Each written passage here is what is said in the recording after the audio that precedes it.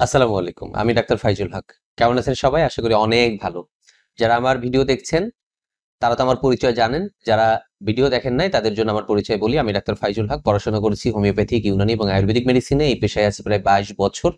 আর ঢাকা ইউনিভার্সিটির clinical psychology department থেকে psychotherapeutic counselling এবং সিবিডি ফর ডিপ্রেশনের উপর প্রশিক্ষণ নিয়েছি। বন্ধুরা, আজকে আলোচনা করব স্বপ্নদোষ নিয়ে। স্বপ্নদোষ তরুণদের কাছে একটা আশ্চর্যবোধক রোগ। কারণ হচ্ছে তরুণদের সেক্স এডুকেশন সম্পর্কে জ্ঞান থাকে না।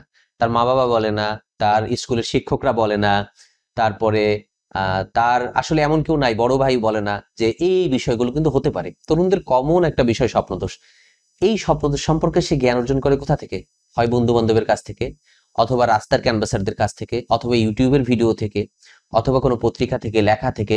মোট কথা হচ্ছে কোনো নির্ভরযোগ্য সোর্স থেকে সে তথ্য পায় না। না পাওয়ার কারণে তার মধ্যে প্রচুর ভুল জ্ঞানের তৈরি হয়, ভুল জানার তৈরি হয়। স্বপ্নদোষ যে কোনো প্রবলেম না, স্বপ্নদোষ যে কোনো দোষের না, স্বপ্নদোষ যে কোনো রোগ না, এই জিনিসটা তরুণরা জানে না। এর ফলে সে মনে করে নিজেকে রোগী। আর বর্তমানে সোশ্যাল মিডিয়ায়, ইউটিউবে কিছু কিছু ডাক্তার স্বপ্নদোষের ওষুধ বিক্রি করে এবং এটাকে রং চং দিয়ে বড় ধরনের রোগ তৈরি করে। এ কারণে এই তরুণরা আরো ভয় পেয়ে যায়। আমরা আজকে সঠিক তথ্যগুলো জানাবো।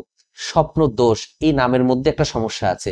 এটাকে স্বপ্ন দোষ বলার কোনো প্রয়োজন নেই। এটা কোনো দোষ না, একটা স্বাভাবিক প্রক্রিয়া। একটা ইয়ং ছেলে তার বীর্য উৎপাদন হচ্ছে, বের হতে পারছে না, অতিরিক্তটা বের হয়ে যাচ্ছে। অতিরিক্তটা বের হয়ে যাচ্ছে, ভালোভাবে বোঝেন। একটা গ্লাসে যদি পানি থাকে, আপনি যদি আরো পানি দেন, কি হবে? অতিরিক্তটা বের হয়ে যাবে না? সেম বিষয়টা ঘটবে। অতিরিক্তটা উপড়ে পড়ে যাবে, কিন্তু গ্লাস খালি হবে না। বিষয়টা এরকম। আল্লাহ আমাদেরকে এরকম বীর্য উৎপাদনের মেশিন দিয়ে দিয়েছে। এখান থেকে বীর্য তৈরি হচ্ছে, অতিরিক্তটা বের হচ্ছে, স্বাভাবিক জিনিস।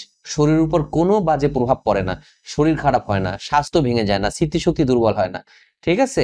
তাহলে কখন আসলে স্বাভাবিক? আমরা বলি মাসে যদি 7-8 বার হয়, একদম টেনশনই করবেন না, পুষ্টিকর খাবার টাবার খান, এগুলো ঠিক হয়ে যাবে। যদি বেশি হয়, 10 বারের বেশি হয়, আপনি চাইলে ডাক্তারের পরামর্শ নিতে পারেন। আপনি চাইলে আপনার বাসার পাশের এমন একজন মানবিক ডাক্তারকে দেখাতে পারেন যিনি আপনাকে ভয় দেখাবে না, স্বপ্নদোষটাকে কন্ট্রোলের ওষুধ দিয়ে দেবে। বাজারে অনেক ভালো ভালো ওষুধ আছে স্বপ্নদোষের জন্য। তবে মাথায় রাখতে হবে যে 7-8 বার হলে এগুলো নিয়ে এত ভাবার কিছু নাই। আর একটা কথা বলি, তা হচ্ছে স্বপ্নদোষ নিয়ে আর একটা ভুল ধারণা আছে যে স্বপ্নদোষের ফলে ব্রণ হয়, স্বপ্নদোষের ফলে স্মৃতিশক্তি নষ্ট হয়, স্বাস্থ্য ভেঙে যায়, বীর্য বের হয়ে গেলে অনেকে বলে স্বপ্নদোষের ফলে পেনিস ছোট হয়ে গেছে। এগুলো সব ভুয়া কথা, মিথ্যা কথা। স্বাভাবিক প্রক্রিয়া। একটা মেয়ের যেমন প্রতি মাসে মাসে মাসিক হয়, এটা একটা স্বাভাবিক প্রক্রিয়া, তেমনি স্বপ্নদোষটাও আপনি বিয়ের আগে হবে স্বাভাবিক প্রক্রিয়া।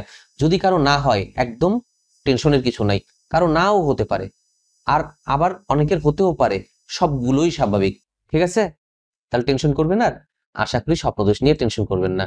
একটা টিপস বলি, টিপসটা হচ্ছে রাতে যখন ঘুমাবেন তখন কমপক্ষে 2 ঘন্টা আগে পানি খাবেন। প্রস্রাব করে ঘুমাবেন, কারণ অনেক সময় রাতে ঘুমাবার সময় পানি যদি খান, প্রস্রাবের থলিতে এই প্রস্রাবের চাপ থাকলেও অনেক সময় স্বপ্নদোষ হয়ে যেতে পারে।